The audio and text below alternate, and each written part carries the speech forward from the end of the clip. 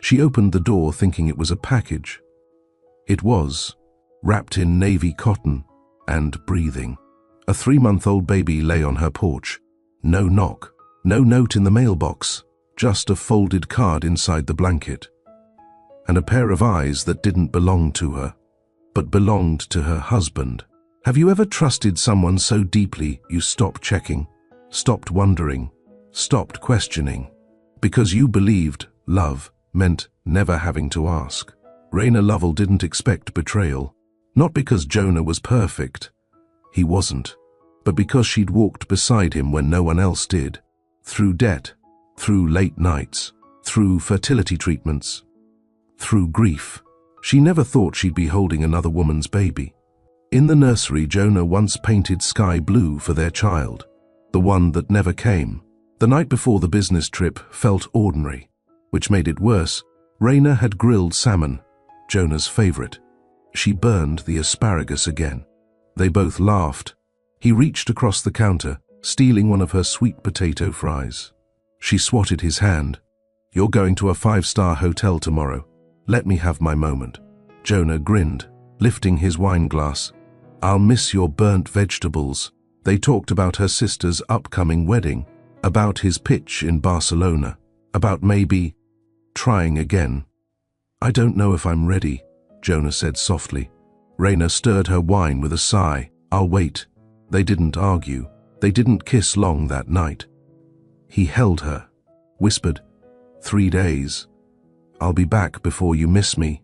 She didn't know she'd miss everything they were before he came back. 2 days later, Raina slept in. She always took Fridays slow. She shuffled to the door in her robe, thinking it was the groceries she ordered. But it wasn't the delivery guy. It was a baby. She froze. The baby didn't cry, just blinked up at her, calm, soft, swaddled in a navy blanket with stitched letters that said, "Lovell." Raina's fingers trembled as she leaned down. Inside the blanket, there was a folded card. She read it. "I can't do this. I heard what he promised you. But he promised me too. This is his daughter. Her name is Elia. She deserves more than what I can give. I'm sorry." No name, no number, just a 3-month-old baby. With Jonah's eyes, she could have screamed, could have dropped to her knees, could have called the police. Or Jonah. She didn't do any of that. She walked Elia inside, set the carrier on the couch, warmed a bottle, because she remembered how, from the adoption classes they never finished. She fed the baby slowly, then burped her on the chair Jonah once assembled with his bare hands, the one he called the lucky one, because one day they'd sit here with their child. Elia cooed against her shoulder. Raina didn't stop the tears. They fell without sound. At dawn, Raina dressed. She wrapped Elia in a fresh blanket, wrote a note to her neighbor, Brenda, who had 4 kids and the heart of a guardian angel. "Can you watch her for a few hours? I need to handle something.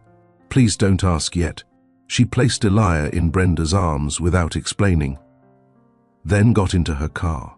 The roads were quiet, but her hands, they gripped the wheel like it was the only thing keeping her upright. Jonah's company, Lovell Freight and CO, had grown fast, from a garage to a glass building in downtown Atlanta. Raina had designed the first logo. She still remembered drawing it on a napkin during their 2nd year of marriage. She walked in. The receptionist blinked. "Mrs. Lovell, do you have an appointment?"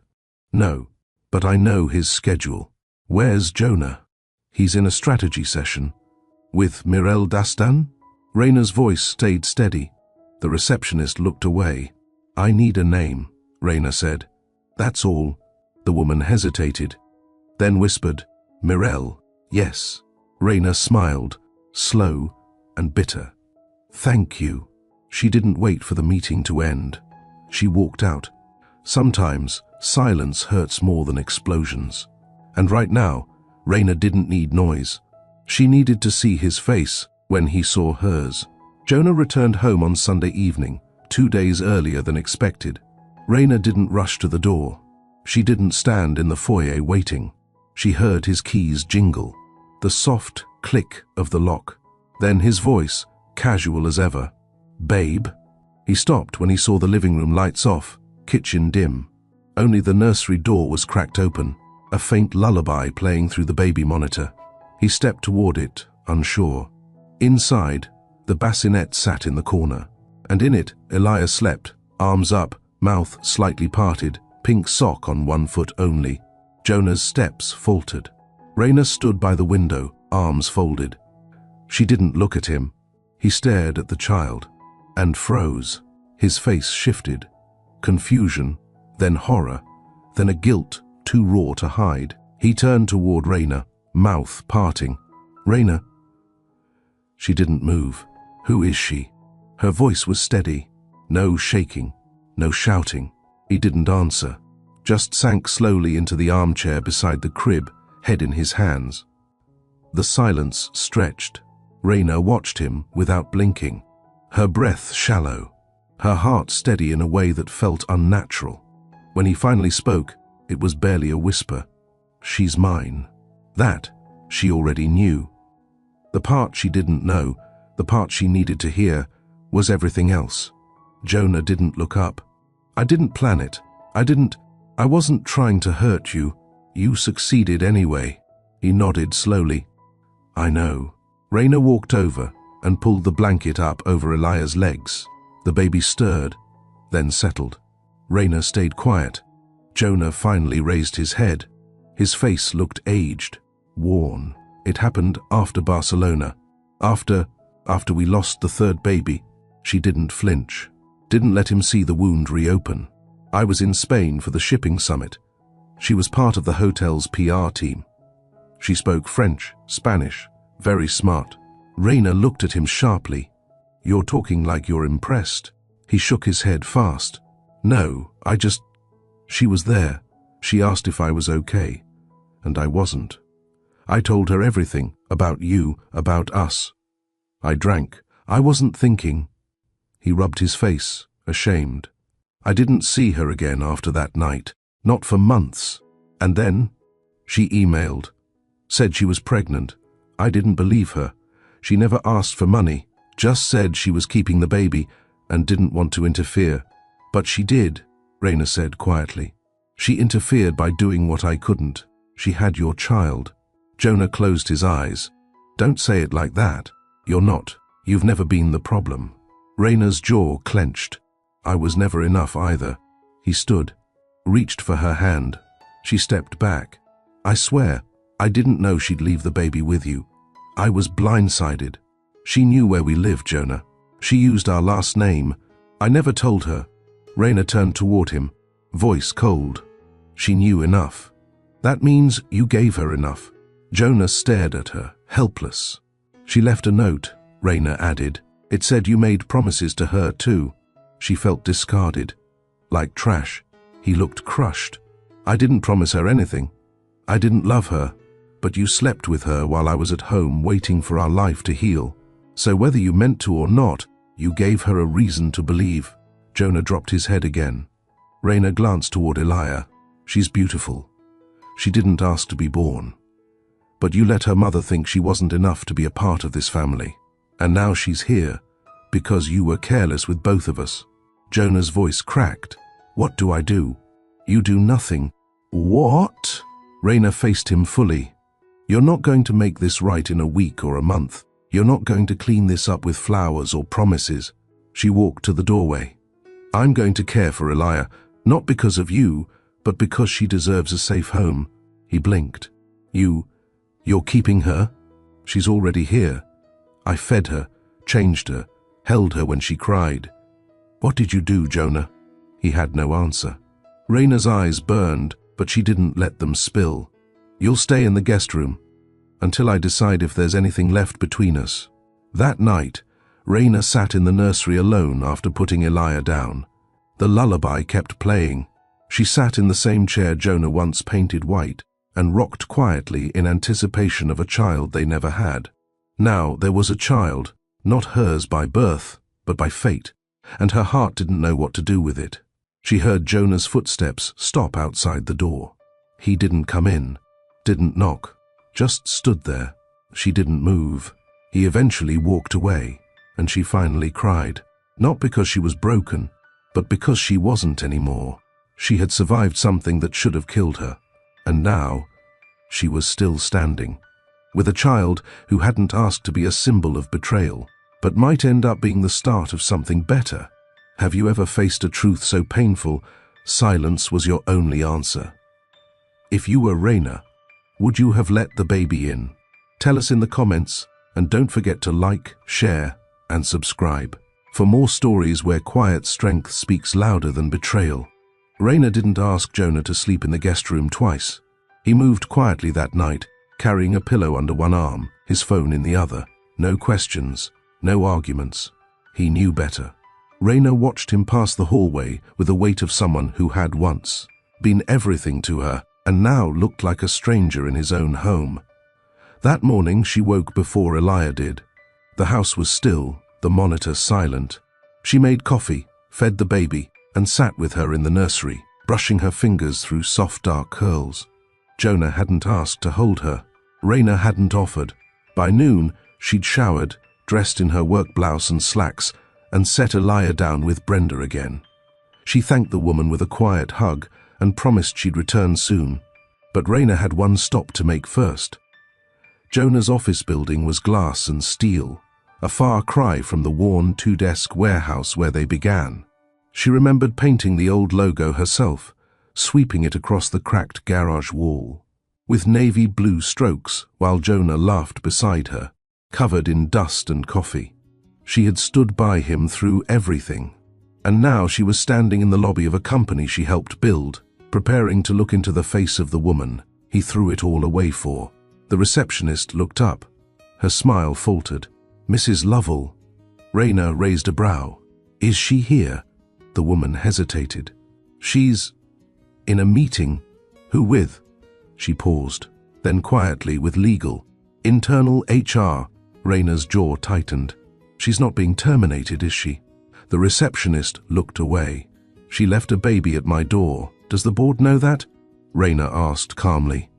"They're handling it internally." Quietly. "It wasn't..." The woman stopped herself. Raina nodded. "It never is." She stepped away from the counter and took a seat in the waiting area. She didn't ask permission. If they were handling Mirelle quietly, she wanted to know exactly how far they'd let it go. 10 minutes later, the elevator opened. Mirelle Dastan walked out, flanked by a man in a grey suit. Her head was lowered. She didn't look at Raina until she passed her. Their eyes locked for a second. Mirelle looked different from what Raina expected. Younger, softer, not glamorous. Just overwhelmed. There were dark circles under her eyes. She looked like someone who had cried alone recently. The man beside her kept speaking, but Mirelle stopped. "Raina." Her voice was unsure. "Quiet." Raina stood. "You know my name. I never wanted to hurt you," Mirelle said quickly. "I wasn't trying to. I never meant for this to be public. I wasn't..." "You weren't prepared for what being someone's second choice feels like." Mirelle flinched. Raina took one step forward. "You had a child and left her at my door. I couldn't..." "I thought he would," Jonah said. Raina's voice didn't rise. "He said a lot of things, to both of us. But you believed them." Mirelle's eyes welled. "I didn't want to compete with you. I didn't have anyone." "You had him." "No," Mirelle whispered. "I had his guilt, not his love." That stung more than Raina expected. Raina looked her over once more. No earrings, no lipstick, not even her badge lanyard. "I'm not the one you owe anything to," Raina said finally. "Your daughter is." Mirelle wiped her eyes. "Will you keep her?" "Yes, even though she's mine." "She's not a possession," Raina answered. "She's a life. And you left her with no goodbye." "I wanted to do the right thing." "No," Raina cut in. "You wanted to escape the mess, so you made it my problem." Mirelle stood silently, then nodded. "I'm sorry." Raina didn't answer. She walked away. Back at home, Jonah was in the kitchen holding a mug, staring into it like it held answers. Raina walked in, took off her coat, and set her bag down. "She's not coming back," she said plainly. He looked up. I spoke to her. She didn't ask about you. Jonah set the mug down carefully. What did she say? She said you gave her guilt, not love. He sat back, eyes flickering. She left that baby on my porch because she thought I'd be strong enough to clean up your damage. Jonah didn't argue. She was right, Raina added. I was strong enough. But I shouldn't have had to be. That night, Elia cried more than usual. Jonah stood outside the nursery door again. This time, Raina opened it. She needs changing, she said, handing him a fresh diaper and wipes. Jonah looked startled. You want me to? She's your daughter. You don't get to be part-time anymore. He stepped in slowly. Unsure, Raina watched him kneel beside the bassinet, clumsily unwrapping the diaper. Elia kicked and squirmed. It took him longer than it should have, but he did it. Raina leaned against the doorframe, arms folded. For the first time in days, she didn't feel completely alone in that house. She wasn't sure if that meant anything yet, but it meant something. The next morning, Jonah was already in the kitchen when Raina walked in. He had made coffee, her usual way. Almond milk, no sugar. He didn't say anything when she entered, just slid the mug toward her gently. She took it, not because she forgave him, but because the silence between them didn't need another wound. Elia stirred in the baby seat near the counter. Her little fingers gripped the air. Jonah bent down and kissed the top of her head. Raina watched from the corner of her eye. It felt foreign that moment, like watching someone act out a scene they weren't cast in, but still, he was trying. Later that day, Raina sat on the edge of her bed, brushing out her hair. The room felt heavy with things unsaid. Jonah appeared at the doorway. She left the company. Raina didn't look up. I didn't ask, she said. She turned in a letter this morning. No confrontation, no plea. She already made hers, Raina replied. To me. Yesterday. Jonah leaned on the doorframe. Did she say anything else? She said you were never hers, just her guilt. Jonah winced. I told her she owes her daughter more than a handoff at a stranger's door. He nodded slowly. I still don't understand why she didn't go to you, Raina added. Why me? Jonah looked down. Because she knew you'd do the right thing. She saw the kind of person you are. She knew she could leave Elia with you, and she'd be safe. Raina turned sharply. That's not a compliment. I didn't mean it to be one. I meant it as an apology. She let the brush fall into her lap. I don't want apologies, she said. Not unless they come with changed behavior. He stepped back, nodded. I understand. Over the next few days, a rhythm formed. Raina took care of Elia during the day, while managing calls from clients who hadn't yet abandoned her business. Jonah handled night feedings and rocked the baby when she got restless. He never asked to move back into their room. He never tried to explain further. And somehow, the stillness between them became manageable, not repaired, but livable. One night, Raina stood at the bedroom window, watching the street lamp flicker outside. She heard soft shuffling in the nursery, a creak of the rocking chair. She walked down the hall and peeked through the door. Jonah was rocking Elia against his chest, gently patting her back.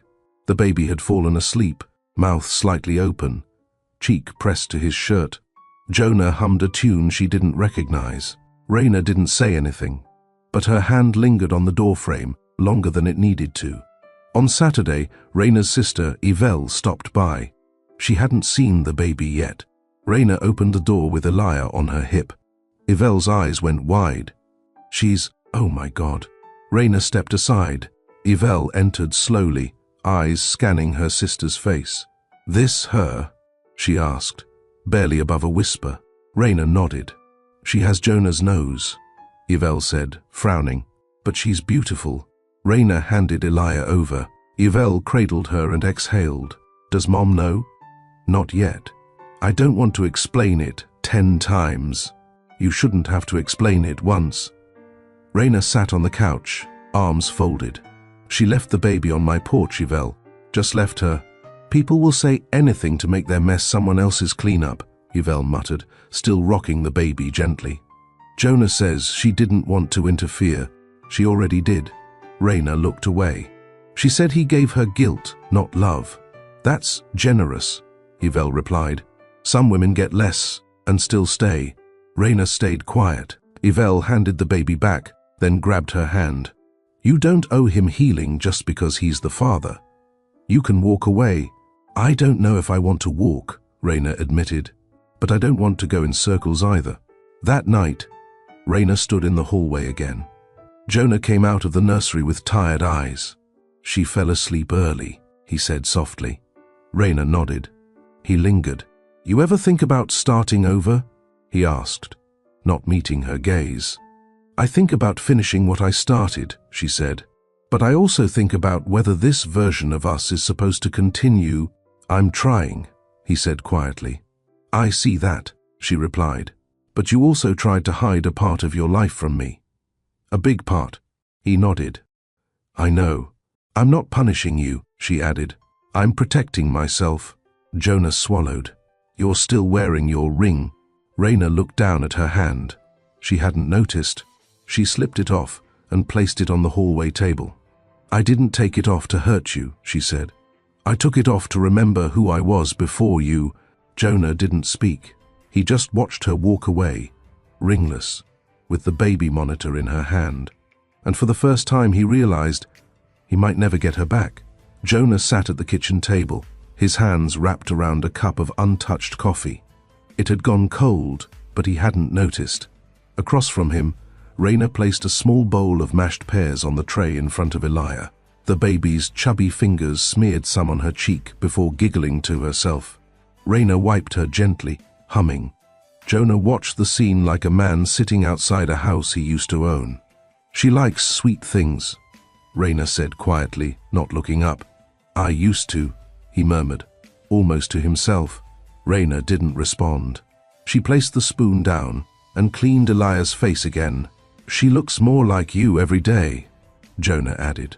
No, Raina said. She looks like the pieces of you I didn't know existed. Jonah looked down at the table. Later, while Elia napped, Raina stood at the hallway shelf organizing photo frames that had been turned down days ago.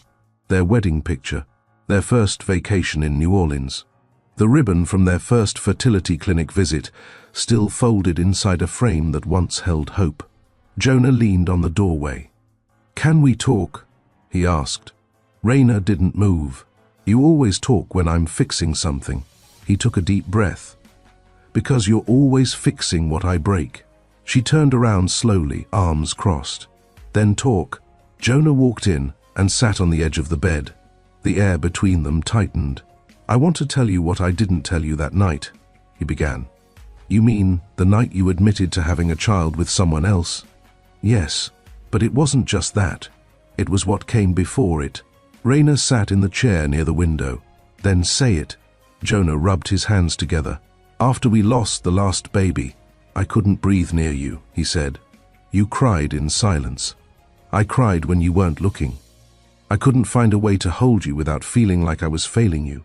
Raina blinked slowly, pain crawling into her chest. But she said nothing. I thought if I left you alone, you'd heal faster. I thought if I didn't say it out loud, maybe we wouldn't be broken. So, I buried it. She stared at him. And then I flew to Barcelona. I drank more than I should. I said too much to someone who knew how to listen without asking questions. She wasn't you, but she was there. And I made a mistake I couldn't undo. Jonah looked up, eyes glossy. It wasn't love, Raina. It wasn't even connection. It was fear and shame and weakness. You chose to let your shame sleep in someone else's bed, she replied. I didn't ask you to be perfect. I asked you to stay honest. Jonah nodded, his throat tight. I didn't know how to come home to you with that secret, and then it got bigger, and then it had eyes, and a name. He paused. I didn't know she'd come here. I didn't know she'd drop Elia at our door. Raina swallowed hard. But you knew she existed, and you still stood in my kitchen, eating salmon, talking about maybe trying again. He looked down, ashamed. I wasn't trying to replace our pain. I was just pretending it didn't exist. Raina stood slowly. You pretended so well you built an entirely different reality behind my back. I didn't love her. he repeated. Raina nodded. I know. He looked up, surprised. You don't think I've sat with that for hours, days? She said, I know you didn't love her. That's why it hurt worse. Because it meant I wasn't betrayed by a love triangle. I was betrayed by your escape route. Jonah closed his eyes. I was the one sitting through appointments, carrying disappointment, wearing clothes a size too big because of hormone shots, she said softly. And you ran. He wiped his face. I'm not saying this to destroy you, she continued. I'm saying it so you know, so you understand that you didn't just cheat on me, you stepped out on the life we built. You ran from the version of us that was still bleeding. I know, he whispered, and I hate myself for it. Raina leaned against the window frame. I hate that I still see pieces of the man I married in you, she said. I hate that I want to forgive you more than I want to forget you. Jonah looked up. Then what now? She shook her head. I don't know. But I'm not making any decisions until I can trust myself again. He nodded slowly. Raina stepped out of the room. That night, Jonah stood in the nursery holding Elia again. She was asleep, breathing gently against his shoulder. He whispered, I don't deserve her. Raina stood behind him, unseen, heard every word. She didn't interrupt. Because some truths needed to be said when no one else was listening, Jonah began to take more responsibility in quiet ways. He washed the bottles without being asked. He got up first when Elia cried at 3 a.m. He checked the thermostat in her room before bed and left a bottle warming just in case. Raina noticed, but she didn't acknowledge it. She had spent too long praising basic decency in the name of keeping peace. Now, she simply observed. One afternoon, she stepped outside to sit on the porch with Elia. The sun was soft. The baby giggled at a passing butterfly. Raina held her loosely, eyes on the quiet street ahead. Lucian's name popped up on her phone screen. She picked up. I read the article, he said. His voice was calm, familiar. I figured it wasn't your mess, but you were the one cleaning it. Raina exhaled. That's about right. You okay? No. Do you want to be? She looked down at Elia. I don't know what that looks like yet. Lucian paused. That's fair. Raina smiled faintly. You always know how to ask the question without pushing for the answer. That's the trick. People don't like being rushed out of their own pain. They sat in silence for a moment before he added, I'm in town for a few weeks if you need anything, legal or otherwise. Thank you, Lucian. You're not alone in this. When she ended the call, Jonah stepped out behind her. She knows your voice, he said, referring to Elia, now resting in Raina's lap. I know, she replied. She calms down faster with you. She should. I didn't run from her. Jonah sat on the opposite end of the porch. I had lunch with my mother today, he said. Raina tilted her head, mildly surprised. She asked where the ring went. Raina stayed quiet. I told her I broke something. She spent her life praying I wouldn't. He glanced at her. I didn't tell her about Mirelle. I just told her about the baby, and that you didn't leave. She'll think I'm weak, Raina said. Jonah shook his head. She thinks you're the only thing worth saving. That night, they sat across the living room with a documentary playing. Not talking, not comfortable, but not strangers. Jonah looked over suddenly. If you had done what I did, I don't know if I could have stayed. Raina stared at him. Then understand the weight I carry, she said. He nodded. I do now. She stood. Don't ruin it again. The next morning, Raina woke to the sound of Elia's soft babbling. She entered the nursery and found Jonah already there. He had changed her, dressed her, and was now holding her against his chest while reading a children's book out loud. He stopped when Raina walked in. I wanted you to sleep in, he said, almost nervously. She nodded once. You missed a sock, she said gently. Jonah laughed awkwardly and fixed it. They fell into this quiet rhythm. Days moved slow, but they moved. Raina didn't wear her ring. Jonah didn't ask about it again. One evening, she brought down a box from the attic. It had Elia's name written on the top in neat black marker. Inside, baby clothes, the first onesie, a framed copy of the note Mirelle left, a new baby book she hadn't had the strength to write in yet. Jonah walked in, saw the box, and sat beside her. Her first memory should be love, Raina said. Not shame. She'll have love, he promised. From me, she clarified. He paused. And from me, if you allow it. She closed the box lid. I'm not keeping you away. I'm watching what you do with the chance I gave. The next weekend, Raina visited her sister again. She brought Elia. Jonah stayed back, finishing up paperwork in the home office. At Yvelle's house, Raina watched her niece and nephew play, while Elia slept peacefully in a travel crib. Yvelle leaned close. So, you think you'll stay with him? Raina took a breath.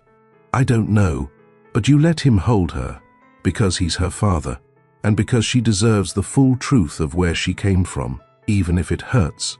And what about what you deserve? Raina met her sister's gaze. I'm figuring that out now. Yvelle smiled, reaching across the table. When you do, don't settle out of habit. Settle because your peace is safe. Back home, Raina returned to find the house quiet. Jonah had left her a note on the table. Elia's bottles are in the fridge. I'm out running errands. J. Underneath it was something else. A picture frame. Inside it, the first sonogram they ever took, tucked behind a recent photo of Elia sleeping with her fist curled under her chin. 2 pieces of their past, stacked quietly. She didn't cry, but she sat down and looked at it for a long, long time. There was a difference between staying and returning. Raina hadn't returned to Jonah. She was simply still in the house, not because she didn't have somewhere else to go, but because leaving with Elia would have felt like another abandonment. And the child had already been passed between too many hands. Jonah never pushed her to define where they stood. He moved around the house with deliberate space, knocked before entering any room she was in, asked before touching anything that belonged to her. Even his voice was quieter now, less sure, less familiar. He was walking through the wreckage of the life he broke, barefoot, careful, not to step on anything sharp that might remind her of what he'd done. One morning, Raina found him standing in the nursery holding Elia's bottle. She prefers it warmer than this, he murmured, frowning at the temperature. She's not picky. But yes, a little warmer. He adjusted the bottle, then gently placed it in her small mouth. Elia sucked softly, eyes closing. I want to learn everything, Jonah said. You're learning. I want to do it right. Then don't act like you're making up for something. Just be here. He nodded. Later that day, Raina sat at the kitchen table with a notebook. Jonah entered, wiping his hands on a towel. What's that? Terms, she said plainly. He stopped. Terms? You said you wanted to stay. Raise her. Try to fix things. I do. Then these are the rules. Jonah pulled out a chair, cautiously. Okay. She read from the notebook, calm and clear. First, no sleeping in the same room. Until I ask otherwise. He nodded. Second, no talking about the past unless I bring it up. Understood. Third, we go to therapy. Not to fix what we had, to understand what was real and what wasn't. Jonah looked surprised, but he nodded again. And lastly, she said, pausing, no decisions about us until Elia turns 1. Jonah blinked. That's almost 8 months from now. Yes, his jaw tightened. So, I'm in limbo? Raina leaned forward. I was in limbo for 6 years, between surgeries, between test results, between hope and loss. If you want this family, you can learn to wait. He lowered his gaze. You're right. I'm not asking you to chase me, she said. I'm asking you to stand still and mean it. He pressed his palms together. I will. In the weeks that followed, their home didn't feel like a home. It felt like a holding place, like a space between what was and what could be. But Elia grew. She smiled more, slept longer, learned how to sit without falling over. Raina caught herself laughing again. Small things. Jonah watched it all, quietly present. He never raised his voice. He never questioned her silence. He simply kept showing up. One afternoon, Raina received a letter from a former client. It wasn't kind. The woman accused her of being dishonest, hiding scandal, misleading clients by presenting a perfect image of marriage while her own was morally compromised. Raina folded the letter, tucked it into a drawer, and didn't mention it. Until later that evening, when Jonah walked in and found her staring at the fireplace, unreadable. What happened? She handed him the letter. He read it once. His expression darkened. "I'll handle it," he said. "No." "But she slandered you." Raina looked at him. "Let it sting. Let me sit in it for a minute." "Why?" "Because I've spent so long dodging pain, pretending things are fine. I don't want to numb it anymore. I want to feel what I need to feel, then move on clean." Jonah exhaled. "You're stronger than me." "No," she said. "I've just had to be." Later that night, she sat on the floor with Elia. The baby clapped her hands and fell forward into her lap. Jonah watched from the kitchen doorway. "She said your name this morning," he said. Raina looked up. "Really?" He smiled. "I said, 'Where's Mama?' And she turned toward your office." Raina's lips pressed together. "It's just a sound for now. Maybe. But it made me realize something." "What's that?" "She already knows who shows up." Raina didn't expect the knock at her office door. She'd left the front porch light off. The baby was asleep. Jonah had gone to bed early. The knock came again, soft but steady. She opened the door to find a woman standing there. Late 40s, designer coat, tight smile. "Mrs. Lovell?" "Yes, I'm with Larkin Merrin Events. You reached out 2 months ago. We're working the Laramie Estate wedding." Raina's posture stiffened. "I remember. You said the client had gone with another agency." She had. Until she didn't. Raina crossed her arms. The woman's smile thinned. "Apparently, the bride saw your recent baby photo on social media. She loved the bassinet details in the background, said it looked authentic." Raina didn't flinch. "So now I'm on brand." The woman shrugged. "Scandal sells, and you've become quietly marketable. People like pain they can dress up." Raina looked over her shoulder at the soft glow of the nursery monitor on her desk. "Tell the client I'm unavailable," she said. "You're declining?" "I'm not a trend," she said calmly. "And I don't design for people who shop for tragedy." The woman blinked, then turned and walked down the steps. Raina closed the door gently behind her. The next morning, she was up early. Elia babbled from her crib. Jonah walked in to change her. He smiled when he saw Raina already there. "You're up early." "Couldn't sleep." Jonah leaned over. "Want me to handle breakfast?" "Yes." He lifted Elia and left. Raina looked out the window. The street was quiet. Her phone was quiet. But her thoughts weren't. That afternoon, she met Lucian for coffee. He arrived in his usual blazer and rolled sleeves. "How's the quiet war at home?" he asked lightly. Raina smirked. "Still being fought with baby wipes and eye contact." He smiled. "Sounds exhausting." "It's better than being numb." Lucian grew serious. "You want to sue for defamation over that client letter?" "No, because you have grounds. I don't want to be defined by what I respond to. I want to be defined by what I build next." Lucian nodded, approving. "You've always known how to rebuild." Raina looked down. "Sometimes I wish someone else would do the rebuilding for once." He stirred his tea. "You mean Jonah?" "I mean anyone. I'm tired of being the one who stays calm while everything burns." Lucian tapped the table gently. "Then stop. Let it burn if it has to." Raina smiled faintly. "You always say things that make sense 2 hours later. Delayed impact. Like a good court case." When she got home, Jonah was on the floor with Elia, trying to mimic her crawling. He looked ridiculous. The baby squealed with joy. Raina paused at the hallway, watching. He didn't see her. He was laughing. Real laughter. She hadn't heard that sound from him in a long time. Maybe it had taken losing everything to remember how to enjoy something small. That night, after Elia went to sleep, Raina stood by the kitchen sink. Jonah stepped in behind her, quiet. I heard from HR today, he said. Oh, they're asking if I want to take paternity leave, retroactive, 8 weeks. She turned to face him. Do you? He hesitated. I didn't earn it. Then take it and earn it now. He nodded. I want to be here for all of it. You don't have to say that. I'm not saying it for you. I'm saying it for her. Raina looked away. Good. Later, as she sat at her desk organizing vendor receipts, she caught sight of the framed photo Jonah had left, the one with the sonogram and Elia's sleeping face.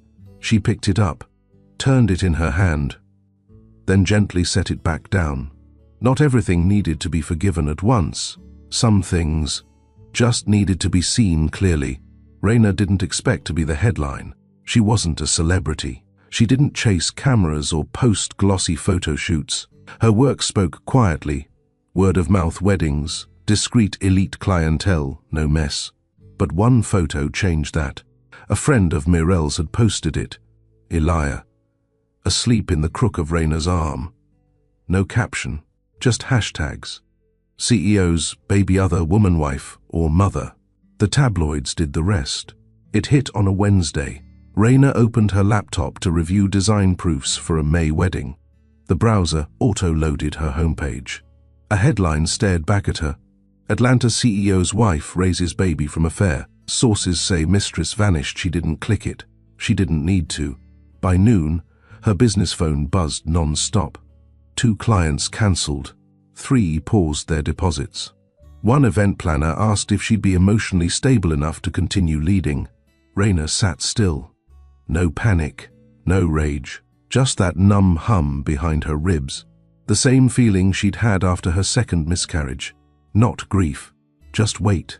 Yvelle came over that evening, furious. You're going to let this slide? She snapped, phone in hand. They're dragging your name like you're the one who did something wrong. I know. They're calling you the babysitter, saying you're desperate to keep your man. Raina exhaled slowly. Let them. You used to be fiery. No, Raina said softly. I used to waste matches on people who never stood in the cold for me. Yvelle threw her hands up. You're too calm. I'm not calm. I'm tired.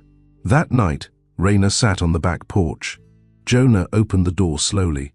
Have you seen it? She asked without turning. He stepped out beside her. Yes. I used to be private. Now I'm a search term. Jonah looked out at the dark street. I should have done more to protect you. You should have never made me the one who had to look strong. Jonah's jaw tightened. If I could take it back. But you can't. He looked down. I know. They sat in silence. Do you want me to say something publicly? He asked. No. You'll make it worse. Then what should I do? Let them talk, she whispered. And let me show them who I am without needing to scream it. The next morning, she got dressed. Not for court, not for drama, for business. Black trousers, cream blouse, hair tied low, poised.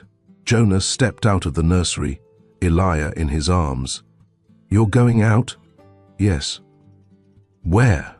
To remind them, I'm not the story. I'm the standard. She met Lucian at a quiet downtown cafe. He already had a folder waiting. 3 cease and desist letters ready, he said. Your name's being dragged across 6 sites. 2 of them have contact forms. I'm not suing yet, Raina replied. But you will, if they don't back off. Lucian smiled. You never play first, but you finish. Raina sipped her tea. I'm not trying to win. I'm trying to be left alone to raise a child that isn't even mine. Lucian studied her. She is now. Raina looked away. I didn't ask for this. No, but you didn't run either. Back home, she found a package on the porch. No return address. She opened it carefully. Inside, a tabloid magazine, folded to a page. A circle drawn in red ink around a line. Sources say the wife was unable to carry a child, making the husband's affair more understandable. No signature. Jonah found her standing still, holding the page. He took one look and ripped it in half. I'll find who sent it. No, Raina said. You'll stay here and feed your daughter. She's being used to attack you, and she's still sleeping through the night. That's what matters right now." That evening, Raina pulled out her old wedding planning ledger. She flipped to the first client she ever had, a courthouse elopement. She remembered hand-making the bouquet in her kitchen, $23 of silk flowers and pins. She smiled for the first time all day. Then she picked up her pen and wrote a name down. Not a client, a goal, something of her own. Because if the world was going to call her names, she'd build something they couldn't touch. Jonah stood at the front door, keys in hand, when Raina came downstairs in her trench coat. It was drizzling outside. Grey sky. Wind, just cold enough to cut through clothing. He opened the door for her without saying a word. She stepped out, turned. "You don't have to wait up. I will." She paused. "Elia's wipes are on the bottom shelf. Pajamas already laid out."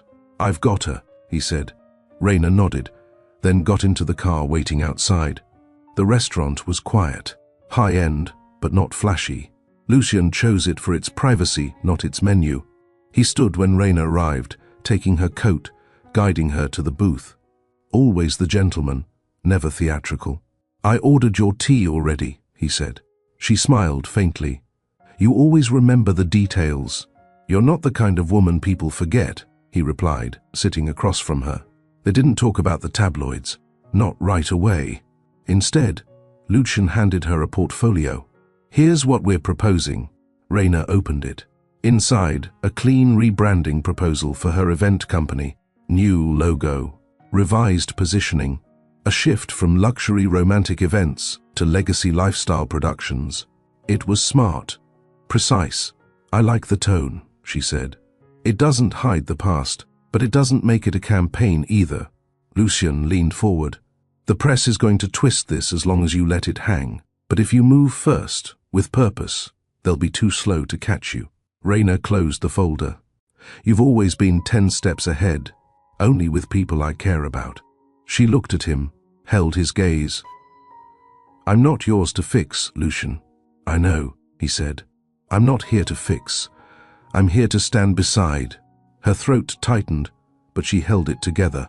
Back at home, Jonah rocked Elia in the nursery. She was fussier tonight. Maybe she felt the tension, the shift in the house. Babies sensed things. He whispered stories to her, made up names, places, the kind of life she could grow into, one where she wasn't a symbol of scandal, but a child raised in warmth, even if the warmth wasn't always romantic.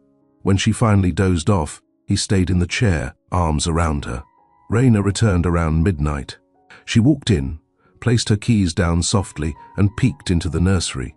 Jonah was asleep in the chair, head tilted back. Elia slept on his chest. It wasn't a perfect picture, but it was real. She quietly took a photo, then immediately locked the screen, not for sharing, just to remember that even broken people could make moments worth keeping. The next morning, she woke up to an email. Subject, contract void request, client 1040. First, it was from a bride scheduled for October. Raina clicked the thread open. "Hi, Raina. I've decided to terminate our agreement due to recent press coverage.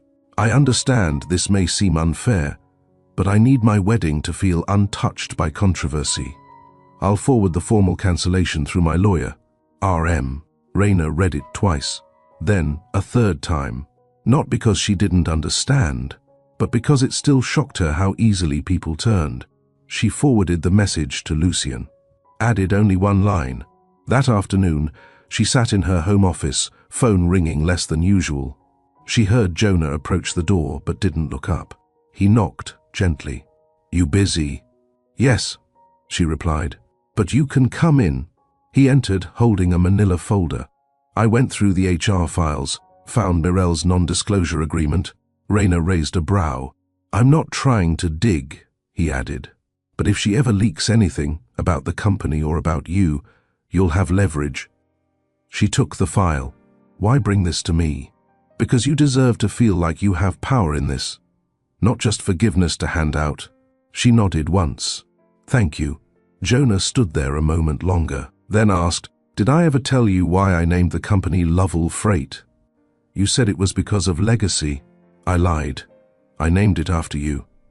Your last name before you took mine. Raina blinked. I didn't think I deserved the name attached to a dream, but you built half of it with me, and even after all this, I still think you're the backbone. She said nothing. He didn't expect her to. He simply left the room. Later that evening, Brenda stopped by to drop off a borrowed car seat. She glanced at Elia, then at Raina. She's gotten bigger. She's growing, Raina said. She looks safe, happy. She is... Brenda hesitated, then reached into her purse. I shouldn't be giving this to you, but I think you deserve to see it. It was a message printout. Mirel's social media post, now deleted. A soft photo of Elia as a newborn, eyes barely open. She was always better off with someone stronger than me. I know what I did. I hope one day she understands why I let her go. Raina stared at the screen, then passed it back. Keep it. You're not angry? No. Why not? Because she gave me the one thing Jonah couldn't give me without breaking me. Brenda didn't understand, but she didn't ask. That night, Raina made dinner. Nothing fancy. Roasted chicken, steamed carrots, couscous. Jonah came downstairs, surprised. She didn't set extra napkins, didn't light candles, but she set a place for him. He sat quietly. They ate in silence. Elia sat between them in her bouncer, making wet chewing sounds and throwing her spoon. Raina chuckled. She's going to be a menace when she starts walking. She's already ruling the house, Jonah added. Their eyes met briefly. A flicker of something passed between them. Not romance, not tension, understanding. After dinner, as Raina cleaned up, Jonah stood behind her. I meant what I said. About the name, she rinsed a dish. I know, and I'll mean it again if you ever want it back. She turned. I'm not making promises, he said. I'm just leaving the door open. To us. To whatever version we might become. She looked at him. Then leave the door open quietly. Don't stand in the doorway. He nodded. Understood. That night, Raina updated her business website. She changed the About section, removed the old brand mission, added one line instead. Grace isn't weakness, it's control with boundaries. Then she closed the laptop, checked the baby monitor, and for the first time in weeks, slept through the night. When your name is dragged, do you defend it or let your truth speak louder? Tell us in the comments. And if you believe grace with boundaries is strength, not weakness, like, share, and subscribe for more stories where quiet dignity wins. Lucian arrived with 2 coffees and a folder of new contracts. He didn't knock. He texted, I'm outside. You up for 10 minutes of peace and a business rescue plan? Raina opened the door in leggings and a sweatshirt. Elia sat on her hip, chewing a toy block. You brought bribes, Raina noted, eyeing the coffee cup. I did, he said, stepping inside. Caffeine and cash flow strategy. She motioned toward the dining table. That's the new war room. He sat, opening the folder. 3 new leads, private events, no media. 1 wants full planning, 2 want consulting. Raina raised a brow. Since when do people want their weddings quiet? Lucian smirked. Since Loud turned them into hashtags. You've become the face of what comes after the storm. They trust you to protect their day. Raina set Elia in her playpen and took a sip. I'm not a brand, no. You're a boundary, Lucian said, and people crave that now. She sat across from him. You always find the spin. I find the truth. And I package it well. Elia squealed, tossing a plush elephant over the side of the playpen. Lucian stood, picked it up, and handed it back without missing a beat. Raina watched him. You always move like you've done this before. Lucian smiled. Group home. 3 younger kids. You learn to dodge bottles and catch teddy bears mid-air. Raina tilted her head. You don't talk about that much. Not many people ask. I should have asked sooner. You were busy surviving. Raina looked down. Still am. Lucian leaned forward. That's why I'm here. The conversation shifted to strategy. Lucian showed her a plan for restructuring her rates, focusing on bespoke legacy ceremonies, not just weddings, events that marked turning points, divorce parties, legacy unveilings, quiet rebirths. "You don't need to fight for attention anymore," he said. "You need to own what you've lived through. I'm not ready to make money from my pain." "You're not. You're making meaning out of it." Raina folded her arms. "That's a fine line." Lucian smiled. "So is motherhood. You seem to be walking that one just fine." Jonah arrived home earlier than expected. He entered through the side door and froze when he saw Lucian at the table. Raina stood to meet him halfway. "We were going over contracts." "I see that." Lucian offered a polite nod. Jonah nodded stiffly. Lucian, tension, wrapped the room like static. Raina broke it. "We're done for today anyway." Lucian gathered his things, calm as ever. "I'll send the final draft tonight." He turned to Raina. "Thank you for the coffee." She walked him to the door. Before he stepped out, he looked back once. "You're doing more than surviving, Raina." She smiled faintly. "I'm trying." He touched the edge of her hand with 2 fingers. Not a touch, a signal. Then he was gone. Jonah waited in the hallway. "You didn't tell me he was coming," he said. "You didn't ask." Jonah ran a hand through his hair. "He's here a lot. He's helping. I know what he's doing. I'm still here too." Raina folded her arms. "Being here doesn't earn you ownership of my space. I'm not asking for ownership."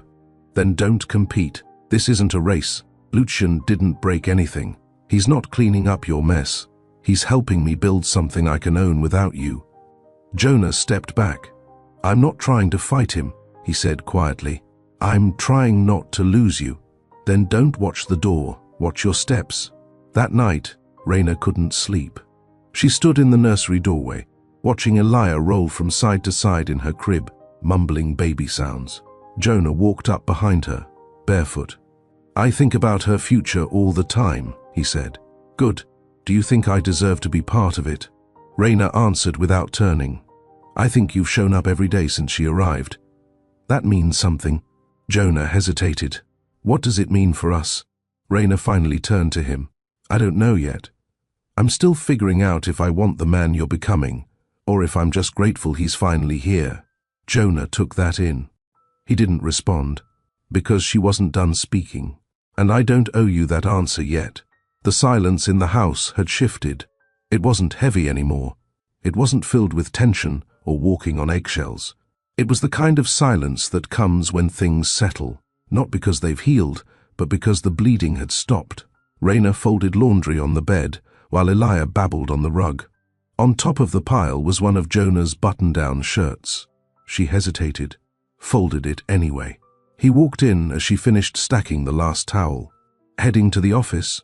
she asked. "No," he said. "I've been thinking." "Dangerous." He smiled faintly, then sat. "I want to move out for a while." Raina looked up. "I don't want you to think I'm walking away," he said quickly. "But I've been showing up here out of guilt and trying to earn my place back. And that's not the kind of presence Elia needs." Raina leaned on the dresser. "So you're choosing space? I'm choosing clarity. I think we both need to know who we are apart before we decide if there's still an us." She didn't respond right away. Finally, she said, "That's fair." Jonah nodded. "I'll still be here every morning for Elia. Nothing changes there. And if she cries at night, I'll come back, no matter what time it is." She nodded again. He stood. "Thank you for not making this harder than it already is." Raina met his eyes. "I stopped fighting what's broken. I only fix what wants to be whole." That weekend, Jonah packed a few things. Not all. Just enough. He kissed Elia's cheek and whispered, "See you tomorrow." She giggled and reached for his face. He held it for a moment, longer than usual, then left. Raina stood at the window until his car disappeared. The next morning, the house felt unfamiliar. She walked through the rooms slowly, not searching, just noticing how the quiet was no longer threatening.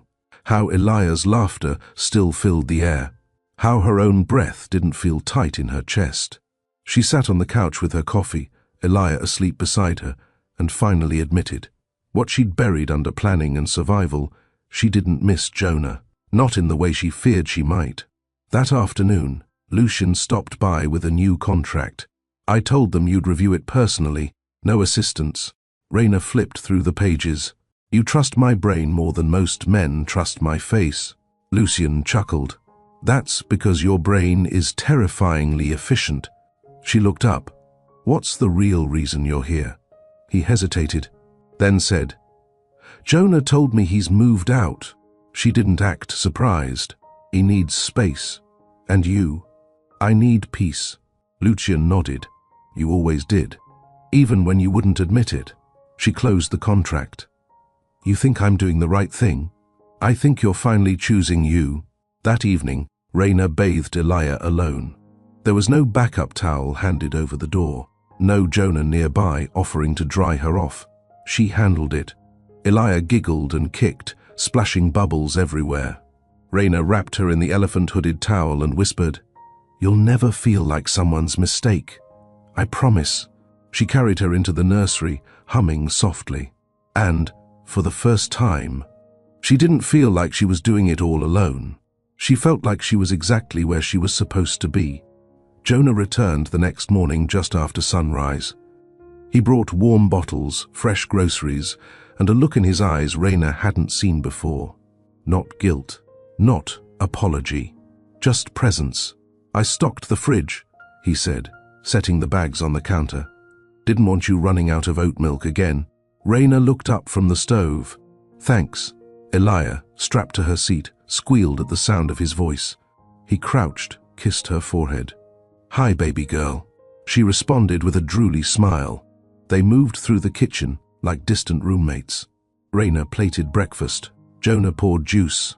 Not awkward, not warm, just functional. But when he sat down and bowed his head before eating, Raina paused. He'd never been the type. You praying? She asked, genuinely surprised. Jonah nodded. Trying. For what? For peace, for strength, for the ability to fix only what I broke, nothing else. She blinked slowly, then went back to her plate. He didn't ask for more. That afternoon, Raina took Elia to the new venue Lucian had signed under her name. It still smelled of fresh paint and unstirred air. She walked the wide floors with her daughter in one arm and her design binder in the other. This is where we start again, she whispered. Elia reached out and patted the edge of the counter. Raina smiled. That's right. Touch the future, baby. Lucian arrived 20 minutes later with a clipboard and soft eyes. You look like you belong here, he said. I didn't think I'd ever belong anywhere again, she replied. He paused, then offered, We could do a soft launch in spring. Build buzz, test capacity. Raina nodded. Let's move slow. The right kind of clients will find us. Lucian smiled. They already are. Back home, Jonah stood in the driveway when Raina pulled in. She got out with Elia, and he took the baby's bag without asking. She okay? He asked. Better than both of us, she said, locking the car. He glanced down. You're working on the venue? Yes, you're making something beautiful again. I never stopped, she replied. Even when everything was ugly. Jonah hesitated. Raina, she turned to him. I miss being someone you believed in. She looked him in the eye. I don't stop believing in people. I stop letting them stay close when they abuse the belief. He nodded. Fair. That night, she found a letter in the mailbox. No return address. Inside, a single sheet of paper. You made something whole out of what should have broken you. Don't forget that. She didn't need a name. She folded it once, placed it in Elia's memory box and whispered, The woman who gave you life saw something in me. I don't know if that's grace or weight, but I'll carry it until you're old enough to ask. 3 days later, Lucian came by with a folded blanket in his arms. What's that? Raina asked. It was my sister's. From foster care. I've kept it for years. I think Elia deserves to have something from another survivor. Raina took the blanket. It was simple, faded pink, hand-sewn edges. She didn't cry, but her fingers tightened around the fabric. "Thank you," she whispered. Lucien leaned in. "You're allowed to be loved again, Raina. I don't know if I'm ready. I'll wait." That night, after Elia fell asleep, Raina stepped outside to the porch. Jonah sat on the steps, elbows on knees. He didn't speak when she joined him. She handed him a blanket. "It's cold tonight," she said. He took it. They sat in silence for several minutes. Then she said, "You're not the man I married anymore. I know, but that's not entirely a bad thing." He turned to her, hopeful. She held up a hand. "It's not a promise, it's a possibility." He nodded. "I'm not rushing anything," he said. "I just want to be a man who doesn't scare the idea of forgiveness away." She looked out at the stars. "Then stop rehearsing redemption and live it." He exhaled. "I'm trying." She didn't smile, but she didn't move either. Sometimes staying was a step. It had been 5 days since Jonah moved out. He still came every morning, brought warm bottles, sat with Elia on the rug while Raina got ready. He didn't linger. He didn't ask questions. He didn't press. He just showed up, then left, and slowly, Raina noticed the strangest thing of all. She didn't miss him. She didn't ache, didn't watch the door after he left, didn't feel the tug of what used to be. What she felt was relief. On a Sunday morning, Raina stood in front of her mirror, buttoning her blouse. Elia babbled from the crib behind her. "You're going to spend the afternoon with Brenda today," Raina said softly. "Mama has a meeting." Elia clapped, as if understanding perfectly. Raina smiled. "I love that you don't need me to smile. You just do it." There was a knock on the bedroom door. "Jonah, ready to drop her off?" he asked. "Almost." He stepped inside. "Can I take her today?" Raina turned, surprised. "I'd like to," he said. "I'll stay with her." "You don't have to do drop-off or pick-up. I want to be more than scheduled support." She studied him. "You're asking to take care of her without me checking in?" "I am, and if she gets fussy, I'll hold her until she's not." Raina watched him closely, then nodded. "Okay." She handed Elia over, gave clear instructions, and kissed her daughter's cheek. Jonah lifted the diaper bag and whispered, "We'll be back by 4." Raina stood by the window, watching them leave, and when the door closed, she didn't collapse. She turned back to her desk and smiled. Later that day, Raina sat at a round table inside her new venue. 2 prospective clients across from her, a mature couple, mid-50 seconds, planning a second wedding, small guest list, intimate gathering. "We've heard of you," the woman said. "We also read everything online." Raina didn't flinch. "And you're still here?" The man chuckled. "Because of it. Anyone who can carry that much heat and still hold a baby on one hip while filing paperwork is someone we want running our ceremony." Raina smiled. "Then you're in the right place." They shook hands. By the end of the hour, the deposit was confirmed. Raina locked the door after they left and stood in the center of the empty space. The light from the high windows poured in slowly, warming her shoulders, and she said it out loud. "Just once, I can do this." At 4:01 p.m., Jonah returned. Elia was asleep on his shoulder. Raina took her gently and laid her in the bassinet. "She didn't cry once," Jonah whispered. "She never does when she's with someone calm." He smiled. "Then maybe I'm finally learning." Raina looked over at him. "You're trying," she said. "That's more than I expected a month ago." Jonah stood in the doorway like he wanted to say more. Instead, he just said, "Call me if she wakes up and wants me."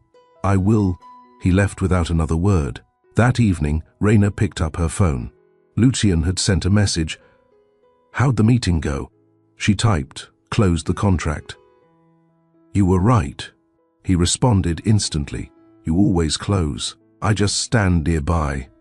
She smiled, then sent one more message. "I'm not ready to open any new doors emotionally." but I notice who knocks with respect." Lucian responded with nothing but a checkmark emoji. She laughed quietly to herself. Raina didn't tell anyone, but that night she booked a hotel room. Not to run away, not to hide, but to rest. Real rest. Jonah stayed with Elia. He didn't ask questions, just nodded when Raina said, "I need a night to breathe." She checked into a quiet downtown boutique hotel. No luxury spa, no five-star suite, just clean sheets, no baby monitor, no door creaking open at 3 a.m., and no man trying to be forgiven without earning it. She ordered room service, ate in bed, watched a terrible romantic comedy and turned it off halfway. Not because it was bad, but because she didn't need fiction to imagine being seen anymore. Not when she was learning to see herself. By 7 the next morning, she was back at her front door. Jonah opened it with Elia on his hip. She had 2 bottles, slept 6 hours, 1 diaper blowout, but I handled it. Raina stepped inside, kissed Elia's cheek. "You handled it well?" Jonah smiled. "I didn't panic." "Then you're learning." Jonah glanced at her. "You look rested." "I am." She stepped past him, heading to her room to change. Jonah didn't follow. That afternoon, she met Lucian for a walk through the new venue. He brought coffee and a structural proposal. "Thinking about adding a rooftop extension," he said. "Ceremonies under string lights. Could raise your rate by 20%. Raina ran her fingers along the railing. "I like it." They stood in the open space, wind moving quietly around them. Lucian looked over. "You're different." "How?" "Calmer, clearer. You used to brace for pain. Now you move around it." Raina smiled. "Because I know it can't swallow me anymore." He studied her face. "You're not just surviving. You're rising." Raina looked away. "I still have to co-parent with someone who betrayed me, and you're doing it with boundaries and grace. Most people crumble just trying to decide." She turned back to him. "You always make the process sound noble." "Not noble," he said. "Necessary." That evening, Raina sat on her back porch. Elia slept inside. Jonah stood by the kitchen sink, washing bottles. Raina didn't ask him to. He just did it now. She watched his reflection through the glass. There was no anger, but no pull either. It was like watching someone she used to know learn how to be someone else. He joined her after a while. "You want me to move her to the crib?" "She's fine for now." He sat across from her. The air was still, cool. He broke the silence. "Are we ever going to talk about what this is?" Raina looked at him. "What is this?" He shrugged. "We're in each other's lives, raising a child, having dinners, watching each other breathe. That doesn't mean we're us." "I know." "Then don't mistake civility for reunion." Jonah nodded. "But if I told you I'd wait, would you believe me?" Raina looked down. "I'd believe you meant it, but not that I'd do it." I stopped attaching timelines to people. "You're free to wait, or walk, but I'm not standing still." He was quiet. "I'm not punishing you," she added. "I'm protecting what I rebuilt without you." That night, she wrote in a journal for the first time in years. She didn't write about Jonah. She didn't write about Elia. She wrote about herself, who she used to be, who she might become. And for the first time, the I in her sentence didn't feel like a woman defined by what she'd survived. It felt like someone ready to live on her own terms. 3 months later, the city shimmered in fall. Raina walked through the open-air terrace of Velevent's new rooftop venue. The build-out was complete. String lights glowed overhead. Glass rails framed the skyline. And inside, crews set up for the venue's soft launch gala. It was her first public re-entry. The event was hers. The guest list was selective. No press, no announcement, no drama, only respect. Lucian found her inside the prep room, adjusting the cutlery on a linen table. "You okay?" Raina straightened a centerpiece. "Why wouldn't I be?" He smiled gently. "Because your ex-husband is walking in." She paused, then looked up. "As a guest?" Lucian nodded. He RSVP'd through a vendor. I assume he wants to be seen supporting you. She didn't flinch. Then let him see what support looks like from a distance. Lucian raised an eyebrow. You sure? Yes. He started to leave, but Raina stopped him. Lucian, he turned. Thank you for never asking for more than I offered. His voice softened. I knew you'd offer more when you were ready. Or never. And either way, I'd respect it. Guests began arriving at 7. The lighting was warm. The rooftop hummed with conversation. Raina stayed near the perimeter at first, observing, greeting, not hiding, just present. Jonah showed up with a simple button-down and no entourage, no cameras, no +1. He didn't try to own the space. He stayed on the sidelines, nodding to staff, shaking hands with vendors he once ignored. When he finally walked up to Raina, she met him with a steady gaze. You look calm, he said. I am. Happy? Also that. Jonah looked around. You built something real. Raina didn't blink. And I'll protect it the same way I'm learning to protect myself. He gave a quiet nod. I respect it. She didn't smile. She didn't soften. She simply answered, Thank you. As the night continued, Raina took the mic. Her first public speech in over 2 years. She cleared her throat, then spoke with poise. This venue wasn't built for flash. It was built for meaning, for people who wanted to get married under a city that held their story. Tonight, we open that door. She paused.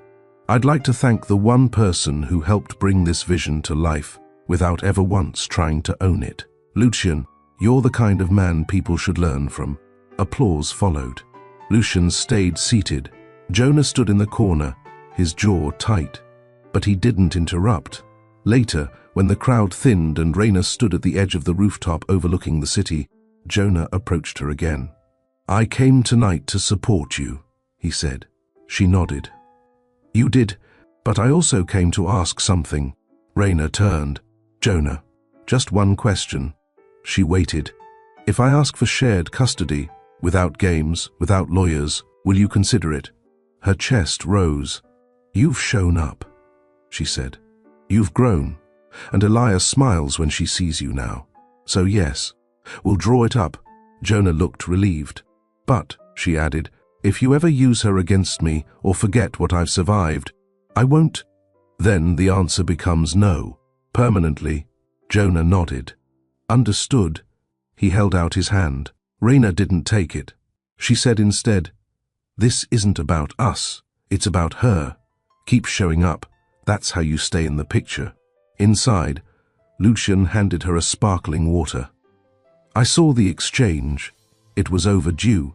You handled it with quiet fire. Raina raised her glass. To choosing what stays and what doesn't. He clinked hers gently. To saying no, without guilt. Raina returned home that night with her heels in one hand and her clutch in the other. Elia had already gone to sleep. The sitter left a soft note on the counter. She waited up for a story. I read 2. Hope tonight went well. Kira. Raina smiled. She tiptoed into Elia's room, watching the steady rise and fall of her chest. The little girl's hand clutched a paper flower Raina had folded with her earlier that day. Crinkled, imperfect, but held tight. She kissed her daughter's forehead, then stood still, letting the silence wash over her. There was peace in this house now. No chaos, no doubt, only what she chose to let in. The next morning, Lucian sent a single text, brunch, no vendors, no plans, just peace. Raina replied, meet me at the corner cafe at 10. When she walked in, Lucian was already seated with 2 mugs, waiting. You ordered for me. I guessed, he said. If I'm wrong, it's yours. She took the mug, sipped, smiled. You remembered? He nodded. For a while, they didn't talk. They didn't need to. When the waiter came for orders, Raina raised an eyebrow at Lucian. He leaned in. I say pancakes. Big ones. She tilted her head. Then we split. You take the syrup. I take the fruit. Deal. They shared breakfast like people who knew how not to rush. I've been offered a permanent board seat, Raina said between bites. On a company I once got pushed out of. Lucian looked at her, impressed. Are you accepting? She wiped her hands with a napkin. No. He blinked. No? I don't need it. I don't need to sit in a room full of men who once erased me, just to prove I belong. Lucian nodded slowly. I want to build my own boardroom, she added. One where women like me are already seated. And you will? Raina leaned back. I used to think closure came from being let back in. Now I know. It's from choosing to walk away. Lucian raised his mug in quiet salute. To your exit. Back at her home, she opened a drawer she hadn't touched in months. Inside was a slim black box. The engagement ring Jonah once gave her. It had weight, value, symbolism, but not meaning. Not anymore. She took it out, held it once, then put it in a small envelope labeled, Donate. No return. She taped it shut, then walked to the mailbox herself, dropped it in, and turned back home. That night, as Raina folded laundry in the living room, Elia padded in quietly. Mommy. Hey baby, you okay? Elia nodded, rubbing her eyes. Had a dream. About Daddy. Raina sat with her. Good dream? Yes. He was there. And he stayed. Raina pulled her in. He's trying, sweet girl. He's learning to be better. Are you mad at him still? Raina paused. No. I'm not mad. She kissed her daughter's cheek. I'm just choosing peace, so you can have more of it too. Elia yawned, snuggled in, and whispered, You're my home. That night, Raina sat in her kitchen with the last candle flickering. She didn't need noise, or more apologies, or grand makeups. She had her space, her daughter, and her boundaries. The doorbell rang. Lucian. He held a small brown box. What's this? She asked. An invitation. She opened it. A simple card. Build with me, at your pace. No timelines, no demands, just trust. She looked up. Lucian's voice stayed soft. You don't have to say anything now. Raina's fingers brushed the edge of the card. I already did, she said quietly, and then stepped aside, letting him in. Jonah Roke's life had slowed, not by choice, but by consequence. He now lived in a penthouse too big for silence. The sound of empty glasses clinking in the sink wasn't as loud as the absence of Raina's voice. The woman he traded everything for, Kaylin Dawn, gone. Gone after draining half of what Raina helped him build. Gone after using his name to front a scandal that sent Roke Systems spiraling into a forced merger. Gone without saying goodbye. Now, the headlines didn't call him visionary. They called him negligent, disgraced, but none of it hit like the sound of Elia's voice on a recorded call, whispering, I miss Mummy more than I miss Daddy. He stood in front of a small studio. Serena's. Her name was on the door. Quiet, simple, etched in metal. Vel Strategies, female-owned, executive-led. Jonah hesitated, then walked in. The receptionist didn't flinch. She called back, Miss Vel. He's here. Serena appeared within seconds, hair tied back, no makeup, no smile, just steady eyes. Jonah, he didn't speak. She didn't offer a seat. You've been reaching out. I have, he said. I wanted to apologize. You did that already. Then I wanted to talk about Elia. Us. Anything you'll allow. She studied him, then stepped aside. 10 minutes. He sat across from her in a modest office. Nothing flashy. Everything efficient. Framed on the wall behind her desk wasn't a degree. It was a simple drawing Elia had made. Stick figures. One tall, one small, holding hands. Jonah stared. She gave that to me after her first school recital, Serena said softly. You were on a yacht that week. He swallowed. She remembers, she added. Every time you weren't there. Jonah nodded slowly. I deserve that. No. You deserved a chance to learn, but not at our expense. He leaned forward. I want to be present now. Serena didn't blink. And when the next distraction comes, When the next spotlight shines, I won't let it take me again." She looked at him. "I don't need your words. I need your proof." He nodded. "You'll see it," he said. "No," she replied. "Elijah will." Outside the studio, Jonah stood with his hands in his pockets, the winter air biting. He saw Raina step out of a parked car down the street. Lucian beside her. They were laughing. Raina's laugh, the one that used to only come out when Jonah had burnt pancakes on Sunday mornings. Now it lived with someone else. She saw him. He didn't wave. She didn't flinch. She just nodded, then turned toward Lucian, reached for his hand and walked forward. Barefoot no more. 3 weeks after that quiet hallway moment, the final paper dropped. The Rogue name had officially been replaced. Rogue Systems was now Vell Strategic Partners, powered by a female-led advisory board, rooted in sustainability and backed by tech ethics investors who believed in redemption, not Jonah's, Serena's. The media didn't see it coming, but those who'd watched her during the founding years knew. She was never just the woman beside the genius. She was the system.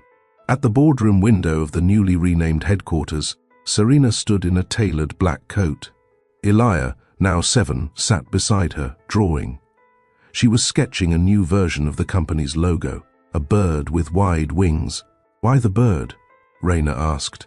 "So it flies even when people try to cage it," Elijah whispered, tongue sticking out as she colored. Serena smiled gently, a quiet knock. Jonah stepped in, slower now, different. He held nothing in his hands. No briefcase, no files, just a worn-out journal. Her journal. She blinked. "I found it in one of the boxes," he said. "From the old house. You never took it." "I didn't need it," she replied. He held it out. "I think you should read what you wrote back then. You wanted a company that valued people, that never bowed to greed, that raised children knowing the truth." She took the book but didn't look down. "I don't need the past to define me, Jonah. I've already written my next chapter." He nodded. Then, quietly, "Can I be part of it?" Elijah looked up. "Mom?" Serena knelt beside her. "Sweetheart," she said, "do you want your dad around?" Elijah shrugged. "Only if he doesn't leave again." Serena looked at Jonah. "That's your test." Later that night, in her small apartment, still modest, still clean, Serena lit one last candle. No gala, no announcement. She simply stepped onto the balcony, the same one where she once watched. Jonah leave for a woman who said she could elevate his brand. Now, no one stood behind her. No one stood ahead of her. But downstairs, Elijah was sleeping. And across the city, a company stood that she rebuilt. Not out of revenge, but out of principle. The phone buzzed. A message from her lawyer. All transferred. "You are the sole majority holder." She typed 3 words back. "I accept," quietly, and closed the balcony door. If you believe betrayal can break a person, but quiet strength can rebuild an empire, if you believe women don't need permission to rewrite their legacy, and if you believe a mother's dignity is worth more than anyone's apology, then like, share, and subscribe for more stories where justice isn't loud, but unforgettable. Thank you for watching Mr. Charles Stories. We don't chase revenge. We show what strength looks like, in silence.